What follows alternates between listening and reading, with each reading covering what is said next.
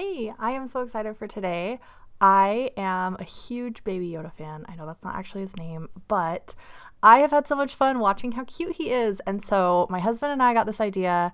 I was super excited to put it together, and we're going to jump right in. I'm going to show you how to make a Baby Yoda applique quilt. So I don't know if everybody does this. Actually, I do know that everybody doesn't do this, but I do wash my fabrics ahead of time. I typically use cotton prints. I don't use a color catcher. I just wash them on cold. I do it for a really quick cycle. I do include soap. I just feel like a lot of people touch the material or sneeze at this fabric store, and I just want to make sure that it's clean, but also that it shrinks and does all of that before I start working with it. So I also dry it. I dry it on a lower setting than I do like my regular clothes, but I feel like that's an important step as well because I don't want the fabric shrinking after I've put it together. So that's why I wash and dry my clothes or my material. I also iron it before I cut it. I feel like this is a really crucial step. Even if you're not washing it, I always wash my material, especially if you're using flannel, definitely wash it. This is cotton. I picked all cotton prints and cotton solids, but I definitely would recommend ironing your material. I personally like to steam it, so you'll see me in a second adding water to my iron because I just feel like it gets all the wrinkles out, makes it easier to work with the material when you are cutting it as well as when you're stitching it together. So that is my method, but again, do whatever you want. There's no quilting police.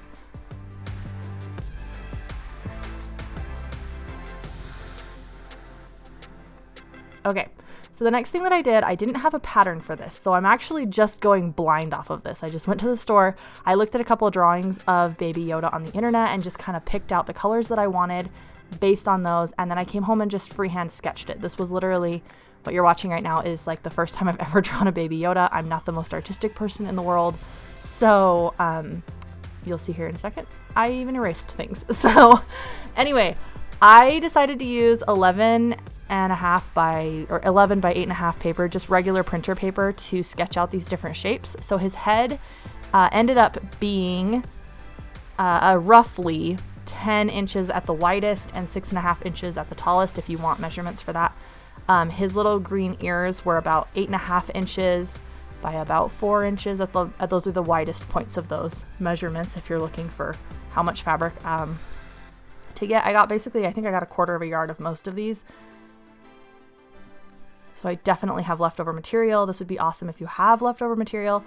And then I traced these shapes onto this, I think it's called interfacing. This is the first time I've ever worked with interfacing, and it was actually really easy. I just sketched it on the smooth side, and then you just iron it onto the material. So it was really simple to use. I will definitely be using it again. It was actually a really fun process for me, and I just genuinely enjoyed it.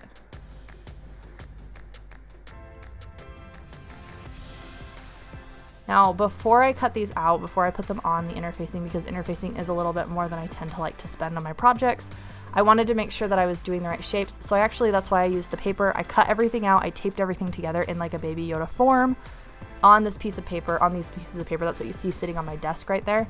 And then I called my husband over because I felt like he needed arms, and I was having a really hard time drawing arms. My husband tends to be a little bit more artistic.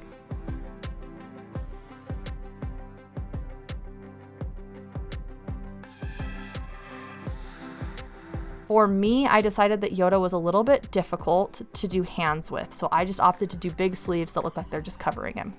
This is how you iron on the interfacing material, and I got one that you can iron on both sides. I don't know if they sell them where you can just do it on one side. I thought I saw that on the internet, but this one you can iron onto both sides so that it doesn't move at all while you're quilting it onto your quilt. I will say, I drew one of the ears on backwards. Meaning I put the interfacing on the wrong side of the material, so I basically had 2 left ears by the end of it and no right ears. So I did have to go back and fix that, but it all worked out.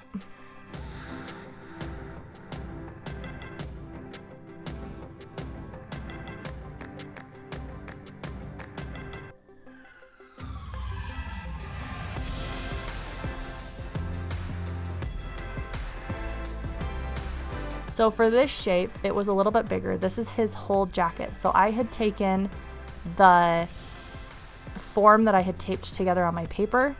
The tallest that it was is about 16 inches tall, and then it was 19 inches wide from the end of the sleeve to the end of the sleeve. So that's how much material I ended up using of the brown. But it was a little bit tricky to get this big of a surface working with printer paper. So I did have to tape stuff together, and it worked out just fine. When I did it on the interfacing, it was totally fine. I just had to add a couple triangles for his sleeves where it wasn't quite wide enough, and that ended up not being an issue at all.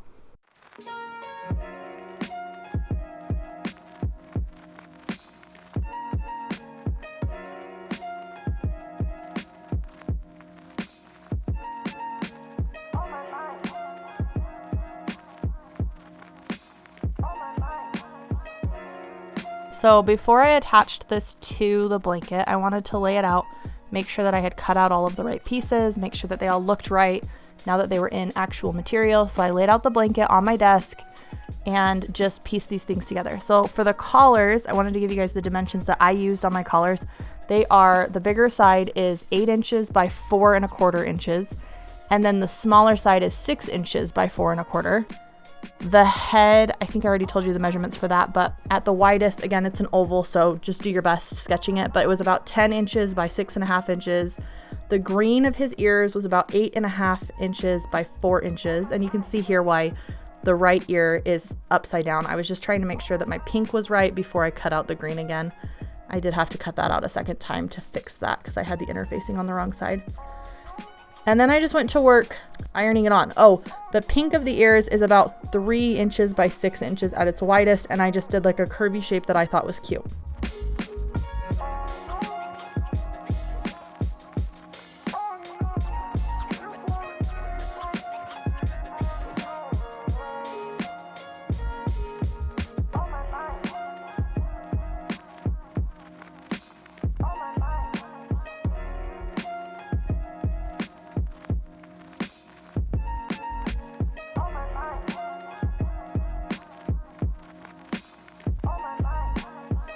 If you hate ironing, I definitely wouldn't recommend doing this. There was a lot of ironing involved, but it didn't bother me at all. I thought it was kind of fun. It was fun to see it just stick. Also, I was really interested. It stiffened the material a little bit. I have yet to wash it because I'm still going to be doing the actual quilting of like putting the batting and the backing on this blanket, and then I will wash it. But it didn't seem like it made it too stiff, which I was really excited about.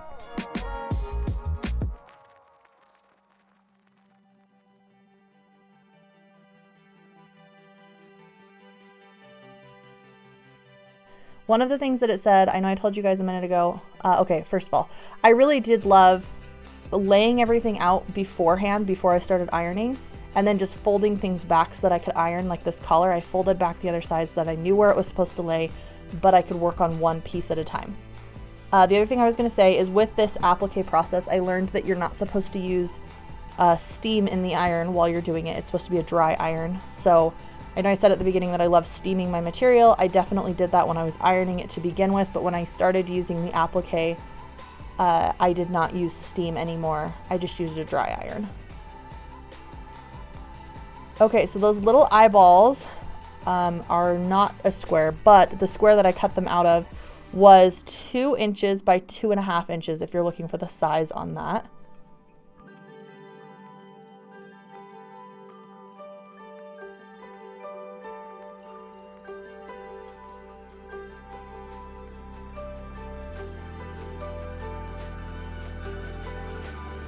And I found that the interfacing actually worked really well layered up on top of each other. I didn't have any issues with that. I was worried about it. I was worried about how it would stitch. I was worried about how stiff it would be, and I haven't felt like it's been a problem at all when I've been touching the blanket and holding the blanket or the quilt top. But as much as anything else, I'm really excited to see how it irons. Okay, so the other thing that I didn't show on here is that I actually did 2 layers of all of that lighter, the tan color, because you could see the outline of everything. So that on my quilt has it has 2 layers of the tan, and I just cut out the exact same shape again and just did it exactly on top. And I did that so that you couldn't see the edges of his other material underneath. I feel like it finished it off a lot nicer and really just gave a good finish. So play with your sewing machine before you start this process. I played with several different stitches, found one that I liked, and then you just go as close as you can to the edge. There were a couple of points around his face where my needle didn't want to go through. I ended up replacing my needle and didn't have as many problems with it, and it was just fine. But I just did an easy small zigzag stitch. I actually stayed entirely on one color because I matched the color of thread to whatever piece I was doing. So for instance, when I was working on his ears, I didn't want the pink of the zigzag stitch to be on the green at all. I just wanted it to be on the pink. So I just did it as close as I could to that edge. I also used a variegated thread on the collar and the sleeves, which I thought looked fantastic. It's probably my favorite detail of the entire little Baby Yoda. I just thought it turned out really, really cute. And because I haven't worked with applique before, I did go incredibly slowly. It was a little bit weird to be rolling the fabric because there was so much extra stuff in the middle as far as interfacing, multiple layers, just things that I'm not used to working with. So I went extra slow. It took me a little while to turn things, but it worked out just fine. The other thing that I did, which was really just a process of I was tired and didn't want to go to the store, but I think it turned out super, super cute. I used the same color of thread on his cloak, and like I matched it perfectly to the material. I did that on his eyes, his cloak, and the pink of his ears. For the collar, like I said, I used a variegated fabric so that parts of it kind of disappear, but it gives it kind of like more of a textured look, which I really loved. And then on everything that was green, I used a darker green material, or a darker green thread, and I really loved the way that turned out, just outlining his little face. So I ended up cutting 12 squares. They are 5.5 by 5.5, 12 squares of this green border material. You could use whatever color you wanted for your border. And then I cut 2 strips that were 5.5 by 40.5, and I used the strips on the top of the quilt and the 12 squares on each side, so 24 squares in total, 2 strips in total.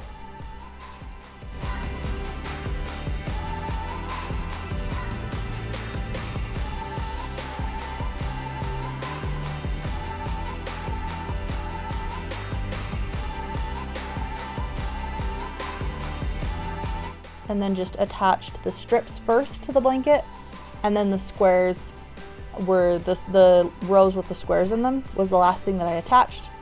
I did have to unstitch at the bottom. I'm not exactly sure where I got off, but I was really tired at this point, so it was fine. I just unstitched and tried to line up that bottom corner a little bit better, because I wanted the bottom square to line up nicely with the bottom strip of material. So I did restitch that, and then just squared off my edges, and my blanket finished.